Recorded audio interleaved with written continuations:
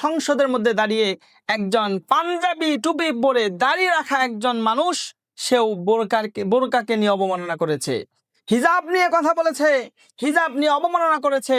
আমার বড় কষ্ট লাগে যে 90% মুসলমানের দেশে হিজাব নিয়ে অবমাননা করার মতো সাহস কিভাবে পায়। এবং আমি বলতে চাই যে সংসদ যেখানে বসে বাংলাদেশের মানুষের কল্যাণের জন্য কথা হয়, বাংলাদেশের মানুষের কল্যাণের ফয়সালা হয়, সেখানে বসেও হিজাব নিয়ে কথা বলে, এর চেয়ে আফসোসের মুসলমানদের জন্য আর কিছু হতে পারে না।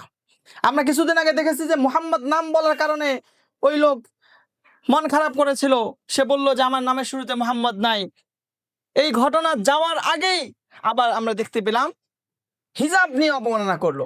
বড় কষ্ট লাগে। আজকে আমরা বাংলাদেশের জনগণ যেই সংসদের দিকে তাকিয়ে থাকি, যেখান থেকে বাংলাদেশের জনগণের কল্যাণের ফয়সালা আসবে, বাংলাদেশের জনগণের উন্নতির ফয়সালা আসবে, কিন্তু আজকে এই সংসদটাকে কি বানিয়ে ফেলছে? আজকে এই সংসদটাকে মানুষ তর্ক বিতর্কের জায়গা বানিয়ে ফেলছে। এ ওর নামে কথা বলতেছে, ও ওর নামে কথা বলতেছে, তর্ক যুদ্ধ শুরু হয়ে যায় সংসদের মধ্যে। কে কাকে হারাতে পারে, কথার মাধ্যমে কে কাকে পরাজিত করতে পারে, আজকে এগুলো শুরু হয়েছে। আমরা বলতে চাই বাংলাদেশের জনগণ তোমাদেরকে সংসদে নিয়ে গিয়েছে, সুতরাং তোমরা যদি বাংলাদেশের জনগণের জন্য কাজ না করো, বাংলাদেশের জনগণের কল্যাণার্থে কোনো কাজ না হয়, বাংলাদেশের জনগণ যেমনি ভাবে তোমাদেরকে সংসদে নিয়ে গিয়েছে ঠিক তেমনি ভাবে সংসদ থেকে নামাতেও দেরি হবে না। এজন্য বলতে চাই যে হিজাব নিয়ে কথা বলেছে 90% মুসলমানের দেশে, হিজাব নিয়ে কথা বলার সাহস কিভাবে পায়?